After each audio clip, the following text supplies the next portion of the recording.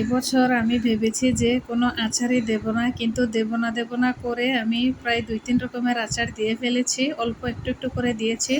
তো ভাবলাম একটু আপনাদের সাথে শেয়ার করি। এখানে হচ্ছে আমি আমটা লবণ, হলুদ, মরিচের গুঁড়া দিয়ে একটু রোদ্রে শুকিয়ে নিয়েছি। আমি অনেক রকমের আচার দিতে পারি, আজকে আমি অন্যরকমভাবে আচারটা দেব। তো আপনারা পুরো ভিডিওটা দেখতে থাকুন।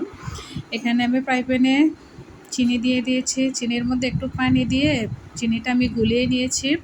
তারপরে গুলে নেওয়ার পরে চিনিটা আমি এখানে আমটা উপর দিয়ে দিলাম। কেন আপনাদের আমের আচার ভেঙে যায় জানেন? আপনারা আগে তেলটা দিয়ে নেন, এজন্য আপনাদের আমের আচারটা ভেঙে যায়। দেখবেন আমার আচারটা কীরকম আস্তে আস্তে থাকে, বানানোর পরে খুবই সুন্দর হবে।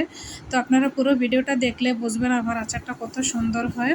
তো এ পর্যায়ে আমি একটু লবণ আর একটু মরিচের গুঁড়া দিয়ে দিয়েছি। ঝাল ঝাল করে আমি আচারটা তৈরি করব। তো এই তো দেখুন, মরিচের গুঁড়া, লবণ দেওয়ার পরে আমি ভালোভাবে মিক্স করে দিয়েছি। এখন আমি সরষে তেলটা দিয়েছি। আচার কি কখনো তেল ছাড়া হয় বলেন? তো দেখেছেন আমি কোন পর্যায়ে আমি তেলটা দিয়েছি। আপনারা যদি এভাবে আচারটা তৈরি করেন তাহলে আপনার আচারটাও আমার মতো খুবই সুস্বাদু হবে, ভেঙে যাবে না, আস্তে আস্তে থাকবে। তো এই তো দেখুন আমি মাঝে মাঝে নেড়ে চেড়ে দিচ্ছি। প্রায় 80% হওয়ার পরে আমার আচারটা আমি এখানে পাঁচফোড়নের গুঁড়া দিয়েছি। আমি রেডিমেড গুঁড়াটা দিয়েছি, আপনারা আস্ত গুঁড়াটাও দিতে পারেন, ওইটা দিলে বেশি ভালো হয়। তো আমি বাচ্চা নিয়ে পারি না, এজন্য রেডিমেডটা দিয়ে দিয়েছি। এখানে দিচ্ছি হচ্ছে ভাজা জিরার গুঁড়া। একটু জিরার গুঁড়াটা দিলে আচারের মধ্যে বেশি খেতে ভালো লাগে।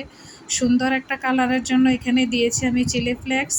এখানে আমি 4টা চিলি ফ্লেক্সের মতো কেচি দিয়ে কেটে কেটে ছোটো ছোটো করে দিয়ে দিয়েছি। দেওয়ার পরে একটু নেড়ে চেড়ে নিলাম। তো দেখুন আচারটা কীরকম হয়েছে। আচারটা কিন্তু প্রায় হয়ে গেছে। তো কিভাবে বুঝবেন আচারটা হয়ে গেছে? হওয়ার পরে দেখবেন ফ্রাই প্যানে একদম মানে উঠে উঠে আসছে। তো এই তো দেখুন ঠান্ডা হওয়ার পরে আমি বয়মে পুড়িয়ে নেব। আচারটা একদম ঠান্ডা হয়ে গেছে আমার। দেখুন কত সুন্দর আস্তে আস্তে হয়েছে আচারটা আমার। আমি অনেকভাবে আচার দিতে পারি, এবার আমি অন্যভাবে একটু আচারটা দিয়েছি। তো এই তো দেখুন আচারটা আমি বয়মে পুড়িয়ে নিলাম। অবশ্যই আপনারা আচার কাচের বয়মে পুড়িয়ে রাখার চেষ্টা করবেন, এভাবে রাখলে ভালো হয় আচারটা। এটা হচ্ছে আমার ঝুরি আচার। কিছুদিন আগে আমি ঝুরি আচারের রেসিপি একটা দিয়েছি, আপনারা চাইলে দেখে নিতে পারেন।